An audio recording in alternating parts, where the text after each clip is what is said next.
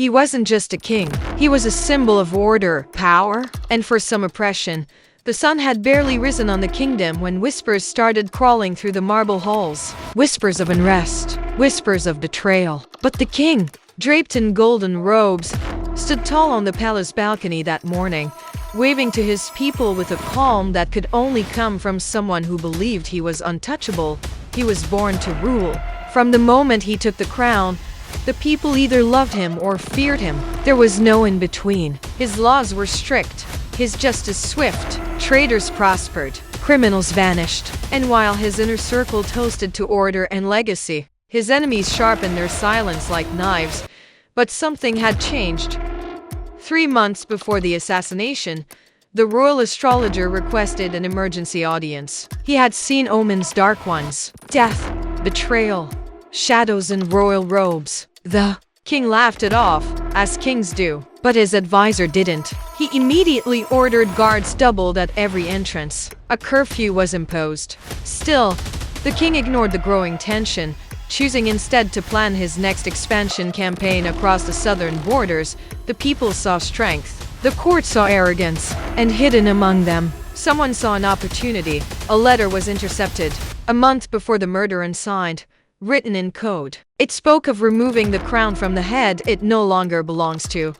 No name, no proof, just fear. The king's chief advisor destroyed it before it reached the royal desk. He didn't want panic, but maybe panic was already too late. Meanwhile, inside the palace, new faces appeared, freshly hired guards, unfamiliar maids. A traveling historian granted private access to the royal library. No one questioned them. They had papers, seals, smiles, but someone among them wasn't who they claimed to be. Then came the final banquet. The king, dressed in ceremonial crimson, raised it. The palace didn't sleep that night, but it pretended to. A heavy silence clung to the marble corridors like fog. Servants moved quietly. Candles flickered with nervous light. Somewhere deep inside the royal wing, the king sat alone in his private study, reviewing maps for a war that would never come. Outside his chamber, 2 elite guards stood tall, loyal, armed, and unaware of what was about to unfold. Then, it began. At exactly 1:37 a.m.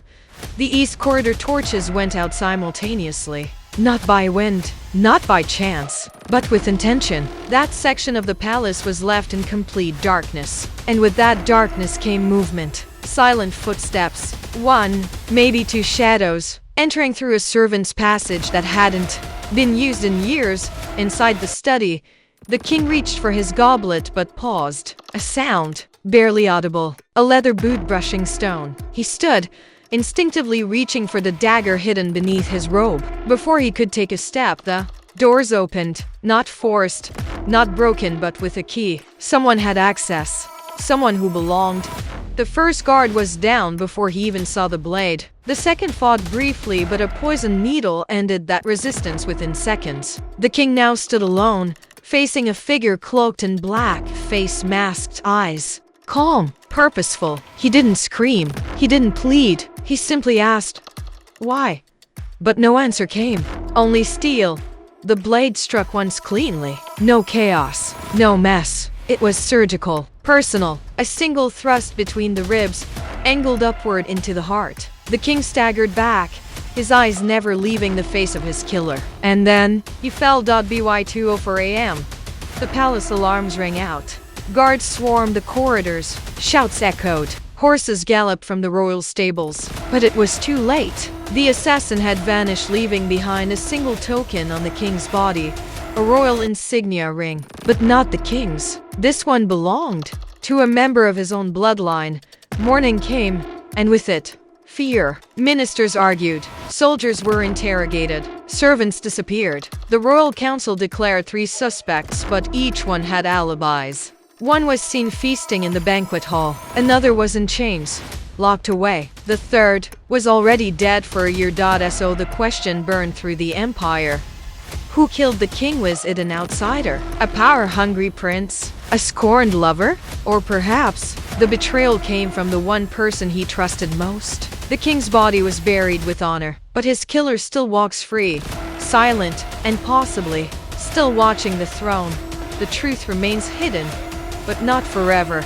Because in the next chapter, we'll dive into the investigation, secrets, betrayal, and confessions that followed the king's death. So if you found this story gripping and want to uncover the conspiracy behind the crown, don't forget to like this video, share it with your friends, and hit the subscribe button with the bell icon turned on, because the real story is just getting started.